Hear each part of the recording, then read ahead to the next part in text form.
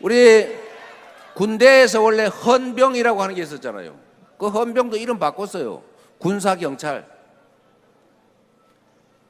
대한민국에 이 노동자가 천수백만 명 아닙니까?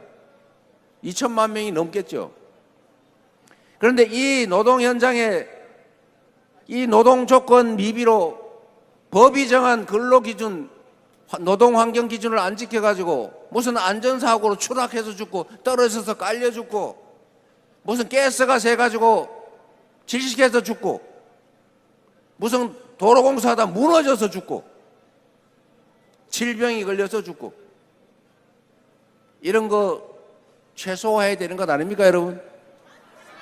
대한민국이 10대 경제 강국이라는데 이 정도는 해야 되는 것 아닙니까, 여러분?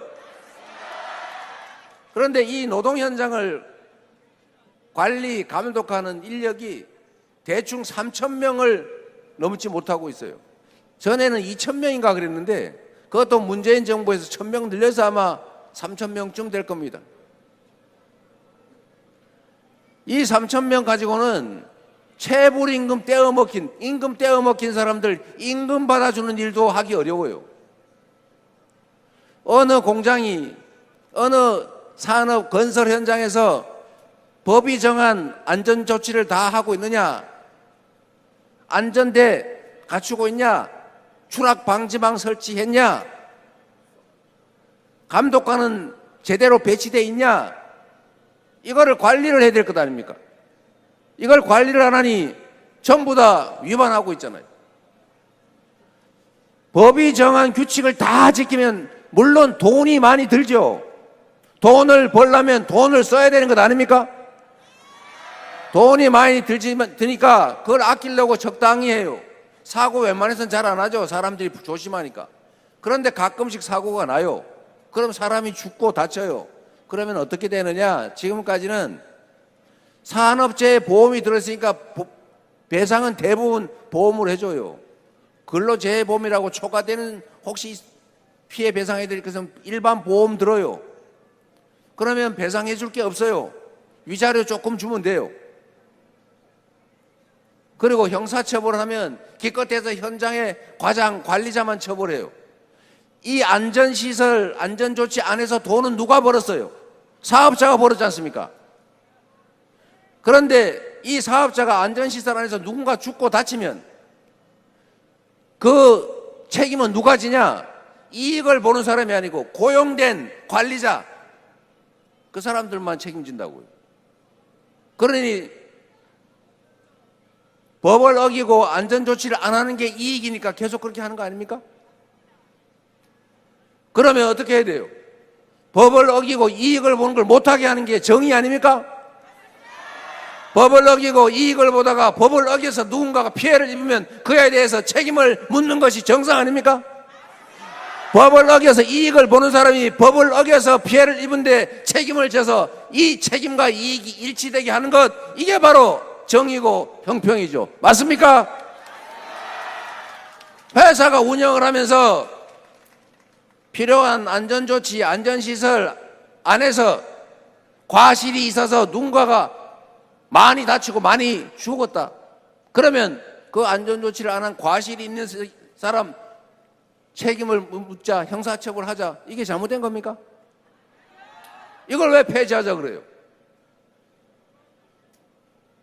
이거 다 여야가 합의해서 만든 법입니다. 그래서 어제같이 또 누군가가 죽어가지 않습니까? 그나마 그 법이 시행되고 나니까 이 안전조치나 안전시설 안 하면서 이익 보던 사람들이 조금 조심을 해가지고 잘못하면 회사 사주가 그 이익을 보는 사람들이 책임을, 형사처벌을 질 가능성이 있으니까 조심을 한 덕분이겠죠. 그러니까 산업재해 사망자가 줄었다고 합니다. 그 김모 후보께서 그 토론에서 그런 말씀하시던데, 그런 거 처벌해봐야, 사고 난 다음에 처벌해봐야 뭐하냐? 미리 막아야지. 맞는 말 같지요? 그런데 틀린 말입니다. 형벌을 가하는 것은 두 가지 이유가 있어요. 첫째, 이미 저지른 일에 대해서 응보, 보복, 복수를 하는 거죠. 너 이렇게 했으니까 너도 한번 혼나봐. 이런 측면에서는 처벌이 예방 효과가 없다고 볼 수 있죠. 그런데 이거는 정말 한 개만 아는 거예요. 이상하게 동전의 한 면만 보는 사람들이 요새 많더라고요. 양면을 다 전면을 봐야죠. 형사처벌을 하는 더 본질적인 이유는 예방효과, 일반 예방효과, 특별 예방효과, 이 두 가지가 있습니다. 특별 예방효과는 뭐냐? 그 죄를 저지른 사람이 처벌을 받고 나서 정신을 차려가지고 다시는 죄를 짓지 않게 하는 것, 재범을 하지 않게 하는 것. 두 번째, 일반 예방효과. 다른 사람들이 처벌받는 걸 보고 저렇게 하면 처벌받는구나, 나 조심해야지, 이래서 범죄를 예방하는 효과가 있는 겁니다. 그래서 중대재해처벌법 위반으로 처벌을 하게 되면 이미 지난 일에 대해서 복수만 하고 끝나는 게 아니고, 그걸 보고 사업자들이 근로자를 고용해서 일을 시키는 사람들이 잘못하면 나도 처벌을 받는구나, 돈 버는 것도 중요하지만 근로자들의 안전을 지키는 게 법률상 의무니까 잘 지켜야 되겠다, 이렇게 마음먹게 하는 바람에 몇 년 동안 시행해 보니까 안전사고로 인한 사망자가 많이 줄었다. 당연한 말 아닙니까, 여러분? 이거 폐지해야 됩니까? 아니, 이런 상식적인 얘기를 가지고 사장들, 사업자들 몇 사람이 좀 폐지하면 자기들 편할 것 같으니까 폐지해 달란다고 그쪽 편 들으면 되겠어요? 그리고 일부 언론들도 똑같아요. 그거를 국민의 입장에서, 다수의 입장에서 냉정하게 중립적으로 해야지. 이거 해가지고 사업 망한다고, 이거 해가지고 사업 못한다고 이렇게 선동하면 되겠습니까? 물론 이거를 5인 미만까지 언제까지 확장 적용할 거냐, 이런 거는 계속 미뤄지고 있잖아요. 준비하라고 유예기간을 주고 있지 않습니까? 상식적인 나라를 만들어야 되겠죠. 최대 다수가 최대로 행복한 나라를 만들어야 되지 않겠습니까? 특정 소수만 혜택 보는 이상한 나라, 이제 그런 거 그만해야 됩니다. 과거에는 그게 진리였던 시대가 있어요. 우리가 가진 자본도 기회도 부족하니까 많은 사람이 다 골고루 나누면 다 흩어져 없어지잖아요. 물은 한 수대밖에 없는데 물 줄 때가 많으면 그걸 골고루 뿌려버리면 물 주는 효과가 없으니까 어쩔 수 없이 꼭 필요한데, 급한데 여기만 몰아서 물을 줘서 거기라도 키워야 되는 것 아닙니까?